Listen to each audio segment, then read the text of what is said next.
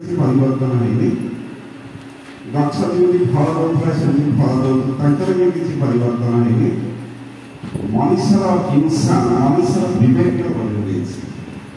से विवेक को परिवर्तन करने परम्परा से शिक्षा मनुष्य को भल मनुष्य गोटे छोटिया कथा मत संपर्क बहुत लोग जानते हेमकवि बोली जड़े अत्यंत मध्यम थे अत्यंत खराब लोग थे समाज घृणा कर समाज में से बसी पार मद्यप एत परिमाण में मद पी तर हिसाब भी ना यही मद पीवा अवस्था ठाकुर आसिले परम दयाल श्री ठाकुर अनुकूल समस्त से अपमान करना क्या छाड़ती जगत जिते अच्छा मनुष्य जिते कीटपतंग तलक आरम्भ कर समस्त से अपमान कर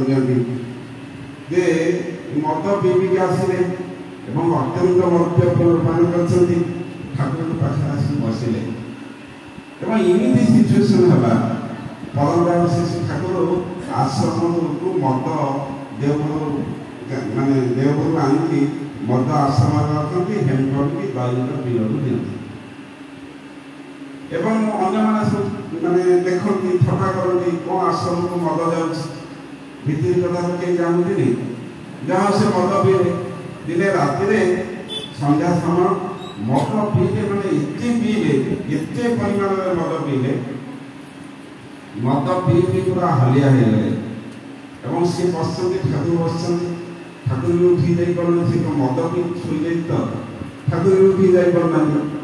राति 9टा 10टा पुणी ठाकुर एत भयावंत सी मद पीवा लोकटा कूल मुंड कर शुआई पकड़े गाई मार छोट पिला माँ शुआई पकड़े शुआई पकड़े से मद पी ठाकुर आंखुरे बांधी कर कूल बांधी प्रबल बेगर बांधी कर 9टा 10टा 11टा राति से हेमकवि घर को गले ठाकुर घर गले सी मद निशाटा सरी जाती से रिपेट कर आज एत परिमाण मद पीली मद पी ठाकुर कोल बांधी कर शरम लगे सेम लगे ठाकुर किसी कौन अनंत दूर किसी दूर बस खराब लगे निज खराब लगे मद पी ठाकुर घर खाली बांधी कर खराब लगे निज खराब लगे किसी दूर बस ठाकुर तो दयावंत पचारे सब ठीक अच्छे ठाकुर आ सब भल तो ना ठाकुर दुख ठाकुर कहले आ मद आनबी ठाकुर मद पीबी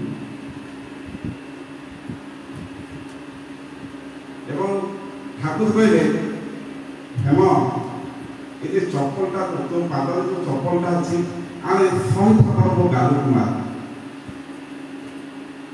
से सत्य कला पूर्व सत्य करे मुझे हेम कही तू मानी तो ना हाँ मानी ये सत्य कर सूर्य कौन कहला ठाकुर मो सूर्य कौन कौन सत्य कर जहाँ कह से ठाकुर चप्पल 100 चापुड़ा मो गाल मार मो भया लोक मो पिला सजाई पारे सत्य कर चप्पल धोला हाथ धरुची से पहाड़ देला द्वितीय पहाड़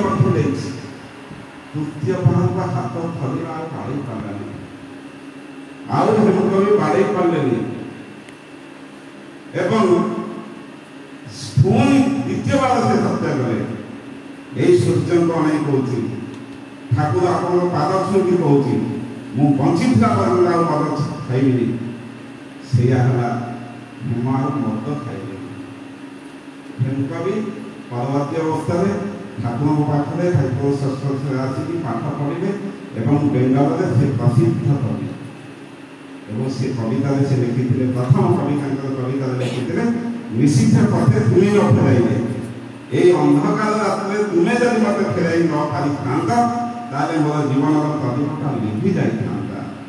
ये हूँ परम दयाल श्री ठाकुर ସୁନ୍ଦର ଏବଂ ସମସ୍ତ ମଣିଷକୁ ସମସ୍ତ କୀଟପତଙ୍ଗକୁ ଆରମ୍ଭ କରି ସମସ୍ତଙ୍କୁ ଉଦ୍ଧାର କରିବା ପାଇଁ ପରମଦାର ଯୁଗେ ଯୁଗେ ଆସନ୍ତି। ତାର ବହୁ ଏକ୍ଜାମ୍ପଲ, ବହୁ କଥା ବହୁତ ଅଛି। ପରମଦାର ଶ୍ରୀ ଠାକୁର ତାଙ୍କ ଜୀବନରେ ସେ କ'ଣ କରିଛନ୍ତି, କେତେ ଉପକାର କରିଛନ୍ତି, ମଣିଷ ପାଇଁ ସେ କେତେ କଷ୍ଟ, କେତେ ଦୁଃଖ, କେତେ ଯନ୍ତ୍ରଣା ସହିଛନ୍ତି, ସେ ହେଉଛନ୍ତି ପରମଦାର ଶ୍ରୀ ଠାକୁର। ଆମେ ସେହି ଠାକୁରଙ୍କୁ ଜୀବନରେ ପାଠରେ କରି ସେହି ସତ୍ସଙ୍ଗକୁ ଯିବା ଏବଂ ପରମଦାର ଶ୍ରୀ ଠାକୁରଙ୍କୁ ଅନୁସରଣ କରିବା। ତାଙ୍କର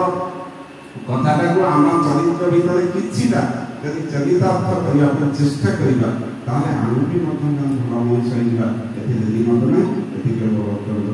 ଜୟ।